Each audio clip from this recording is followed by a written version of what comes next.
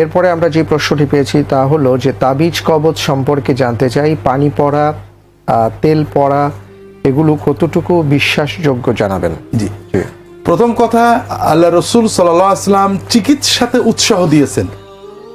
প্রায় 1 ডজন হাদিস রয়েছে বিভিন্ন অর্থে, বিভিন্ন সাহাবী থেকে সহিহ সনদে বর্ণিত। রাসূলুল্লাহ সাল্লাল্লাহু আলাইহি ওয়াসাল্লাম অসুখ বিসুখে চিকিৎসা করতে বলেছেন।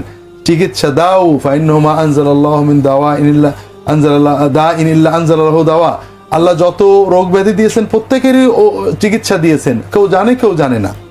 2 নম্বর হলো পাশাপাশি মানসিক রোগ, আত্মিক রোগ এগুলোর জন্য স্পিরিচুয়াল থেরাপি বা স্পিরিচুয়াল হিলিং যেটা দোয়া ইত্যাদিগুলো রাসূলুল্লাহ সাল্লাল্লাহু আলাইহি ওয়াসাল্লাম অনুমোদন করেছেন। তবে তাবিজ এগুলো রাসূলুল্লাহ সাল্লাল্লাহু আলাইহি ওয়াসাল্লাম বারবার কয়েক ডজন হাদিস রয়েছে, 20-25টা হাদিস রয়েছে, রাসূলুল্লাহ সাল্লাল্লাহু আলাইহি ওয়াসাল্লাম তাবিজকে নিষেধ করেছেন। তাবিজ যদি কেউ ব্যবহার করে তার আল্লাহ কোনো হাজত পূরণ না করুক বদদোয়া করেছেন। এই জন্য অধিকাংশ সাহাবী, তাবেঈন এবং ফকি বলেছেন তাবিজ সেটা কোরআনের আয়াত দিয়ে হোক অথবা অন্য কিছু হোক এটা ব্যবহার করা ঠিক নয়। কেউ কেউ বলেছেন যে তাবিজ বলতে যে তাবিজে কোরআনের আয়াত নেই ওই তাবিজগুলো নিষেধ। যাই হোক, এটা ব্যাখ্যা, তবে হাদিস সাহেবে কিন্তু ব্যাখ্যা নয়, একেবারে ঢালাওভাবে তাবিজ নিষেধ করা হয়েছে। সাহাবা একরাম তাবিজ দেখলে ছিঁড়ে ফেলতেন।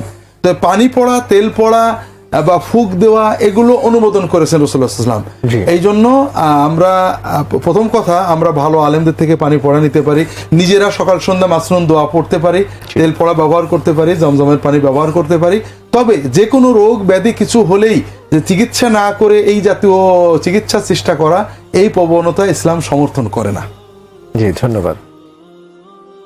إنما المؤمنون الذين إذا ذكر الله وجلت